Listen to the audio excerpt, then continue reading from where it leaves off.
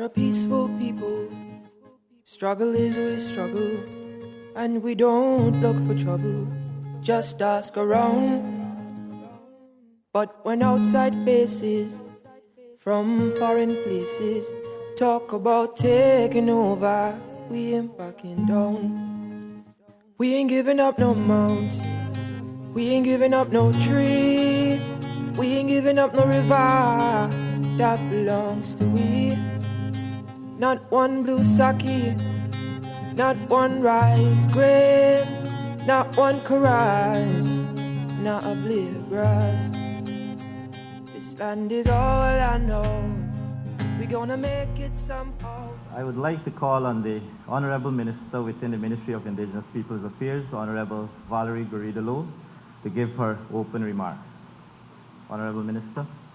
Vice President and Minister of Indigenous Peoples Affairs, Honorable Sidney Alcock, Minister within the Ministry of Communities, the Honorable Dawn Hastings, Permanent Secretaries, the Diplomatic Corps, Mr. David Singh, and staff from CI,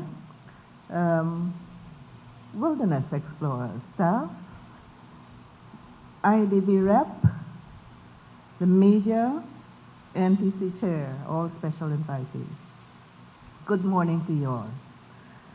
This morning, it is a pleasure for me to welcome each and every one of you to the launch of the Sustainable Development Framework. This framework is really, well, it's happening now, but I think something like this should have happened a long time ago, because indigenous peoples in the hinterland are living the same simple subsistence farming, fishing, a little traditional mining kind of life for a long time. It is a life that it's hard, living in a beautiful environment, yes, but the day-to-day challenges are very hard. And because of the remoteness, far away from the capital city, I know governments have had challenges to really reach out and give our indigenous people, well, in our terms today, the good life they deserve. But now, and governments can't do everything alone. So we're very happy for partners like CI, Conservation International, IDB, and all other partners that can come aboard and help us to help our indigenous peoples.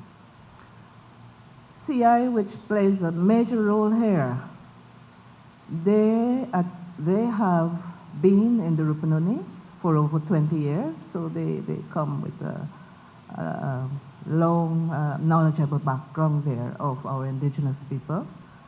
And they have also developed some village plans in the Kunuku Mountains organization. And now with this framework, I think we're going to implement those plans. So we are with a partner that cares and knows what they're doing. And that is very important, because many times, let's say, funding is allocated for indigenous villages to do certain things. But most of the time, the persons behind the funds that are responsible to carry out whatever project, most of the time, the care is making sure that the funds are spent. Not really that something has been developed, or you can show something from spending the funds, something especially sustainable. So that is why I have, Dr. Singh, faith in CI that you will put this care into this framework to ensure that our villages develop strong village economies, at the same time maintaining our culture and our traditions, because while we seek to integrate our indigenous people into mainstream society, we must do so respectfully and with understanding for their cultures and traditions. So, welcome to all. Thank you very much. Thank you very much, Honorable Minister within the Ministry. Of course, many of you might not know what the Sustainable Development Agreement framework is. So with regards to that, I will now call on the Program Coordinator within the Ministry of Indigenous Peoples Affairs, Jude De Silva.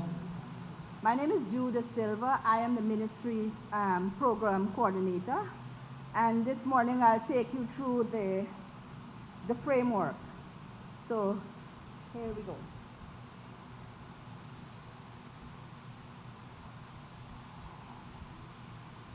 Now the Ministry of Indigenous Peoples Affairs is the ministry that is responsible for the 212 indigenous communities in Guyana. It is the ministry that cross-cut all social and economic sector, and it connects with the 10 administrative regions of Guyana.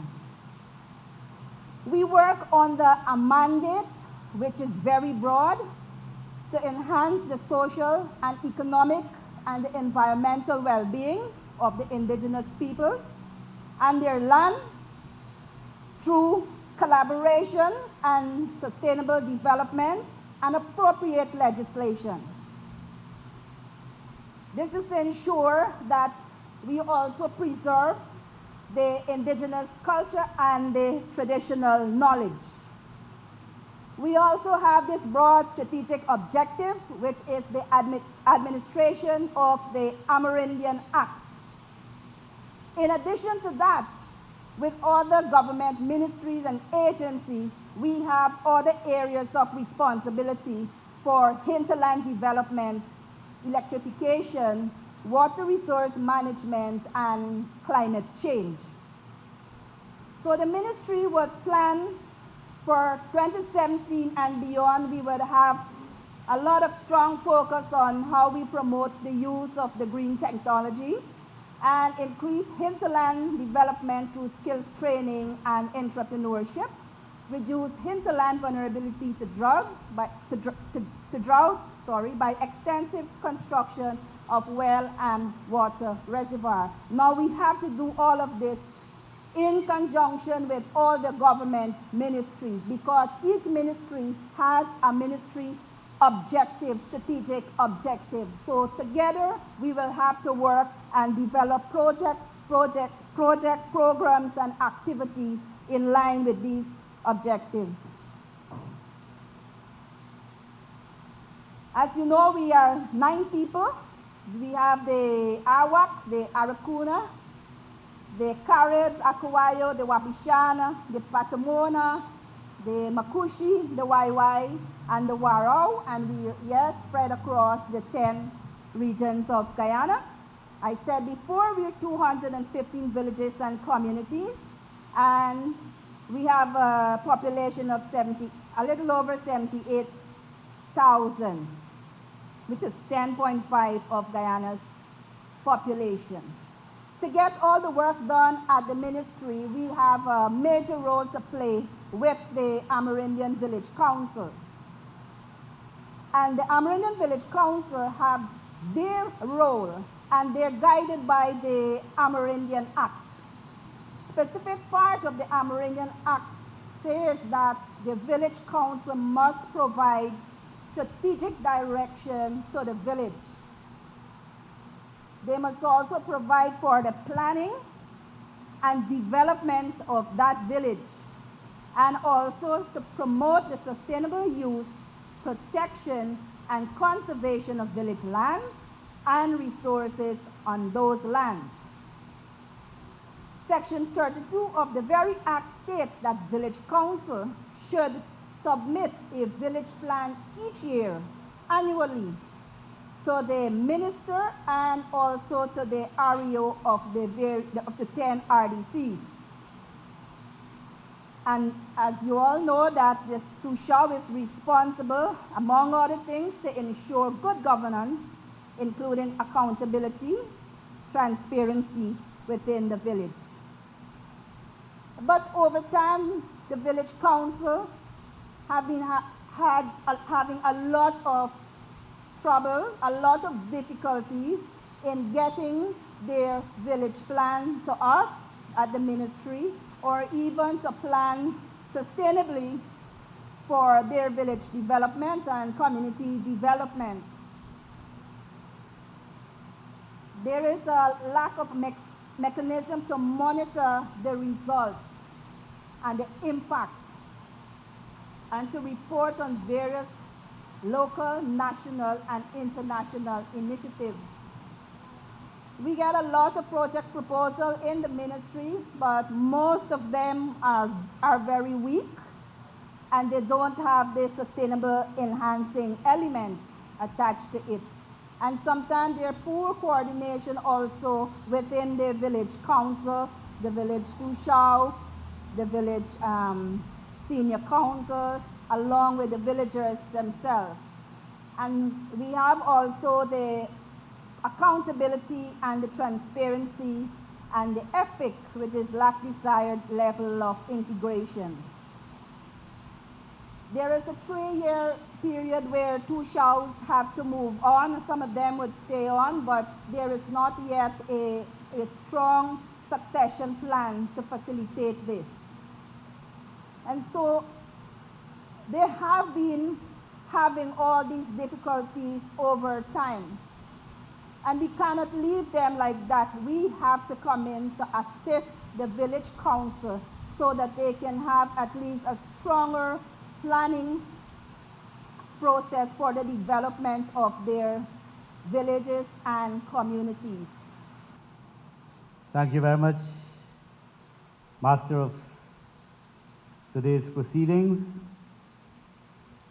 Honorable Minister within the Ministry of Indigenous Peoples Affairs, Ms. Garida Low, Honorable Minister within the Ministry of Communities, Ms. Dawn Hastings Williams, Tushao NTC, Mainstay and NTC,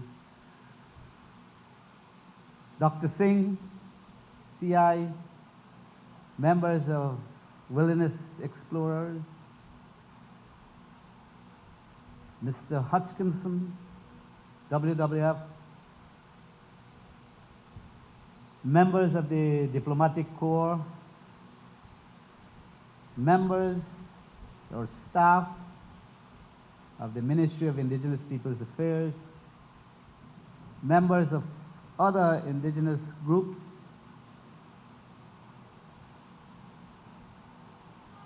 members of the media, ladies and gentlemen. After listening to presentations such as those that just took place, I'm quite certain you wouldn't want to listen to me. However, I think it's a very important time in the history of the ministry, and more so for the communities across Guyana. Because here is where we are looking for a suitable way of fighting poverty. And I believe that we could only fight poverty with those people who knows about poverty, getting them involved to show us or show the team what it is their needs are. I've heard that we have a hard life, but the life has become hard, as I see it, because we have lost our direction of being able to manage in our natural environment. And here is where there is a good opportunity to have such a framework to include those skills that are still there to making the communities stronger and better for the future. Because we hear things like opting in. What does that mean to our people? Because it is a life that we have been living all the time. We have been there caring for the ecosystems. What is important too in the lives of communities is the understanding of partnership, because we have relations with all the living things that are around. And now we have partners who could bring financial support, because we have the commodities, you have the finances. The partnership in this, I'm quite certain, will work. The Sustainable Development Agreement framework is a policy that will ensure effective and efficient financial and technical support directed to the indigenous villages for social, economic, and cultural development. This is a collaboration with the Ministry of Indigenous Peoples Affairs and Conservation International, Guyana, with whom we have an MOU for indigenous community development. This project was started by the KMCRG. And KMCRG is the Kanuku Mountains Community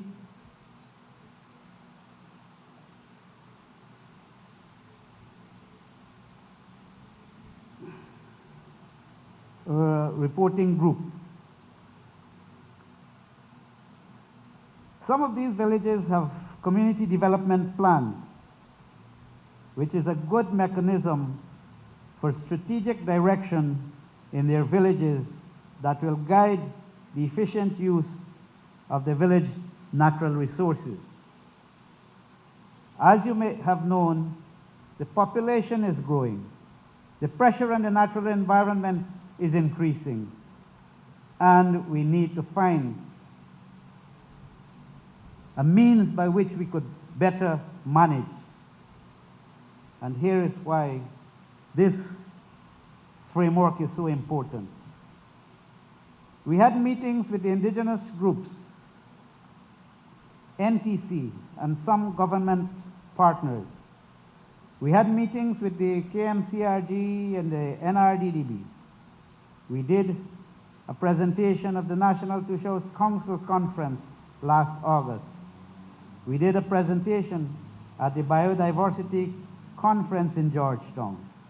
We did a presentation at the Pan Amazon Summit on socio-environmental protection networks in Brasilia. And now we are launching it here.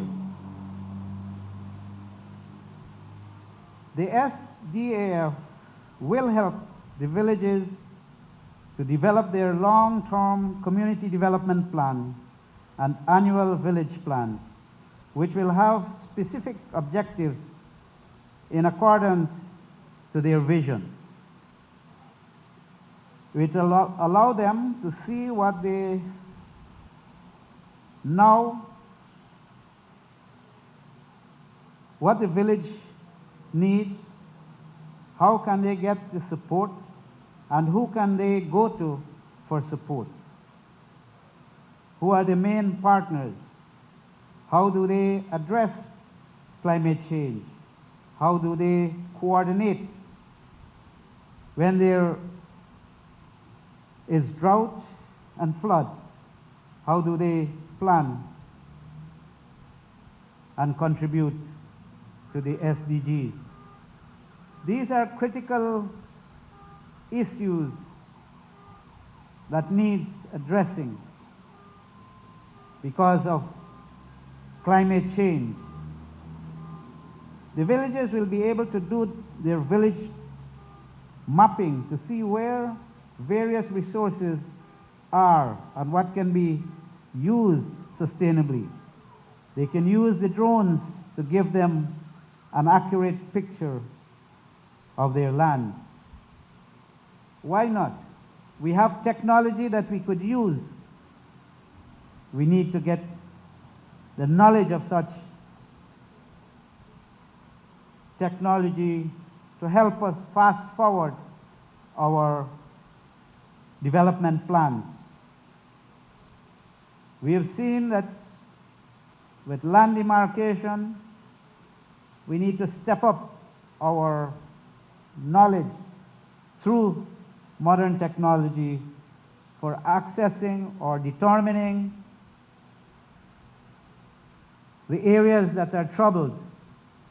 And we have already tested it, and within this framework, these are facilities that we anticipate that will help us in moving this process forward. It is important to note that even though it is a requirement of the Amerindian Act for villages to provide the ministry and the REO with annual village plans, this was and is not forthcoming.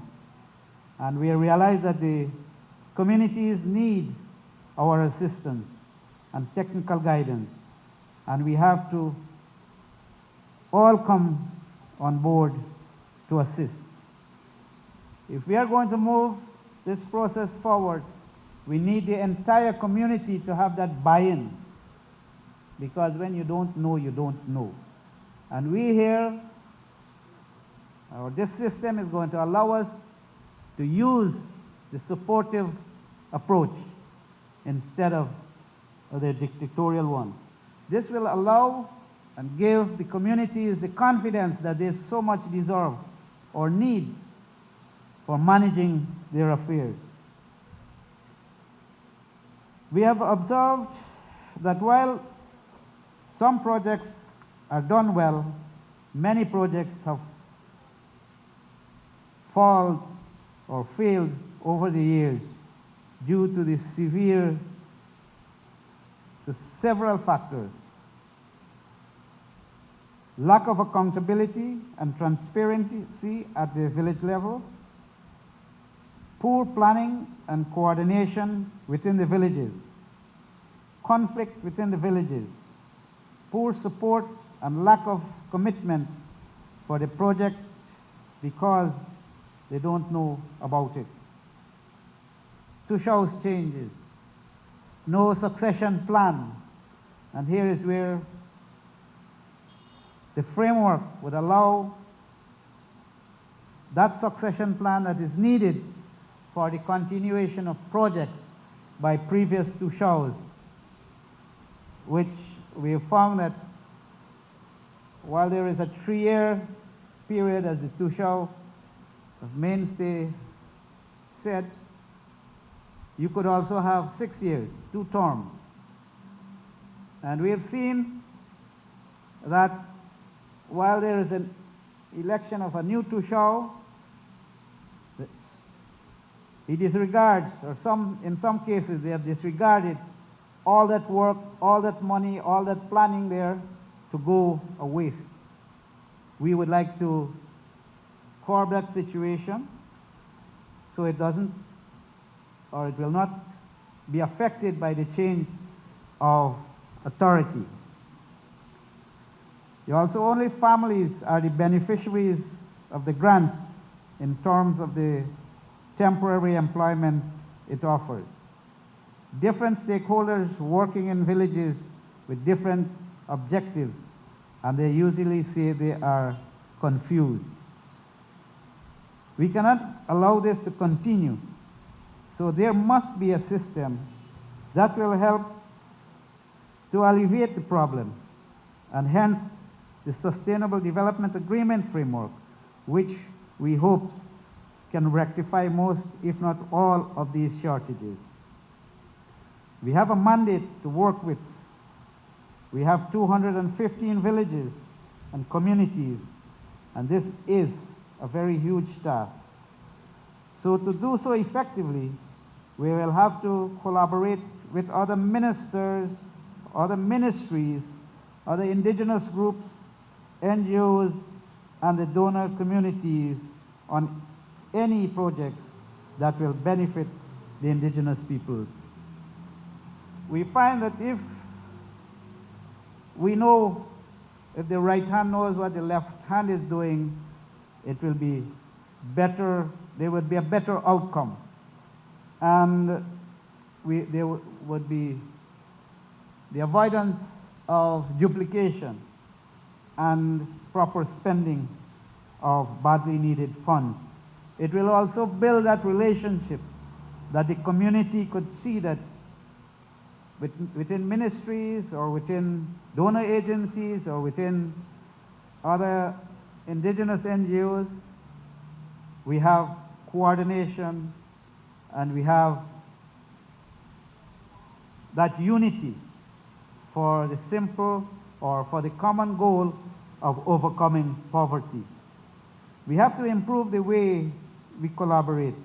We have to communicate more with each other so that we will not replicate. Instead, we build, improve, and strengthen what is already there. Then we work together, we will see results. We will make an impact, and we will see the change that we all are working together for. The framework will also provide a strong monitoring and evaluation mechanism that will help the village councils to prepare and submit prompt reporting and feedback so that we can share with the auditors. Villages will be in a position to know what their annual priority projects are and send it to the ministry and the REO within their various regions in time to be placed into the ministry and the RDC's annual budget. We will be able to track and report on progress of the village and the region, national, also on international goals. We will establish an advisory group that will help to oversee this initiative. It is important for us to be accountable at all levels. We need to be fully knowledgeable. And here is where we at the ministries level with other ministries will develop that communication link so that information could be disseminated. We will have to work towards ensuring that whatever happens is being within these regions is being reported through radio stations, as we have started, the media, and also have access to internet connection so that we could bridge that gap that is so badly needed. The framework, as I see it, will help us to be able to achieve that uniting of the nation, uniting of the regions. It is critical for us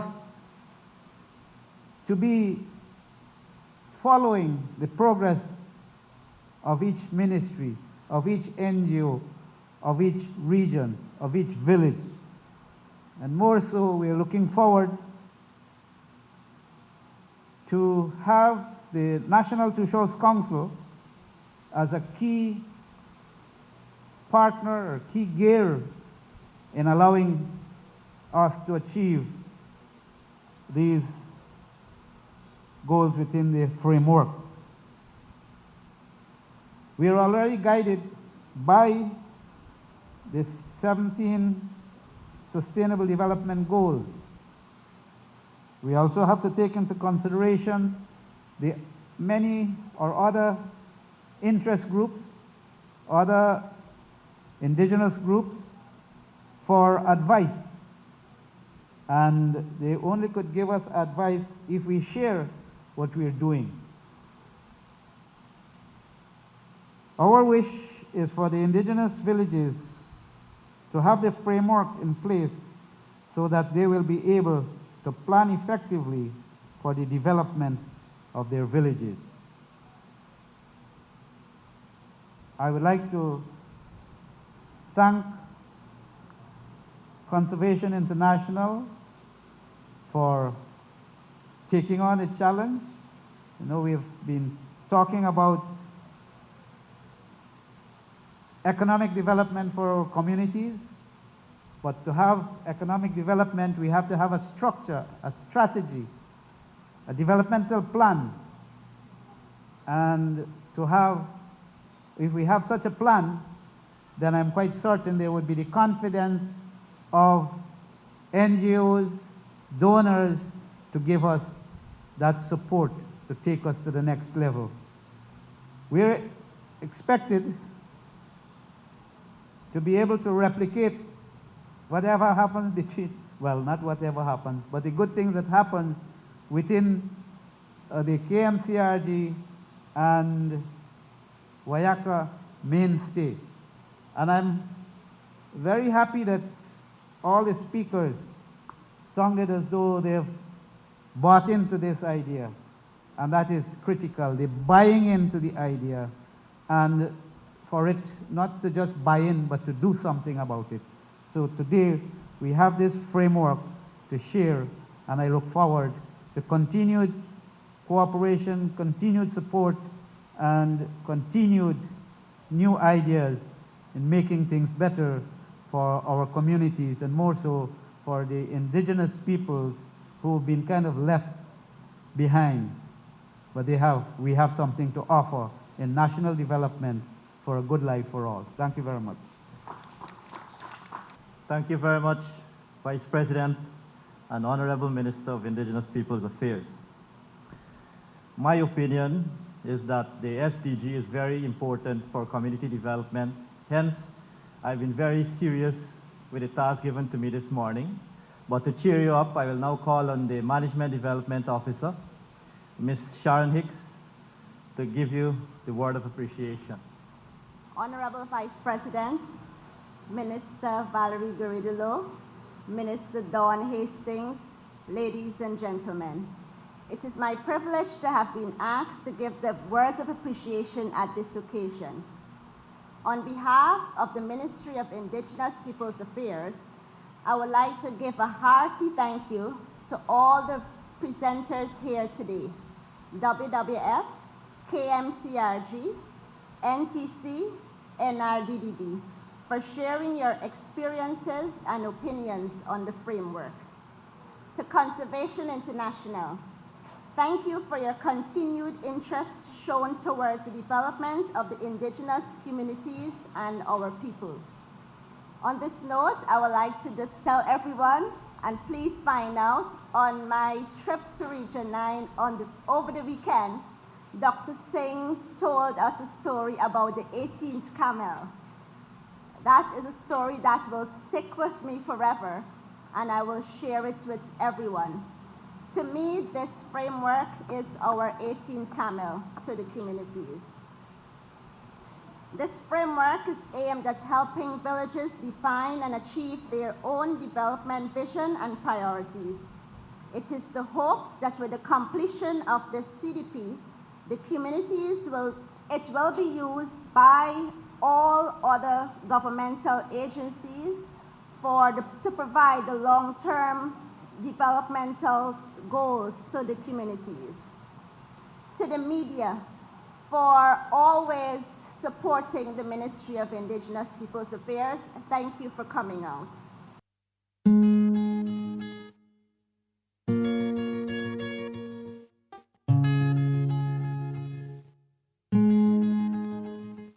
We are a peaceful people.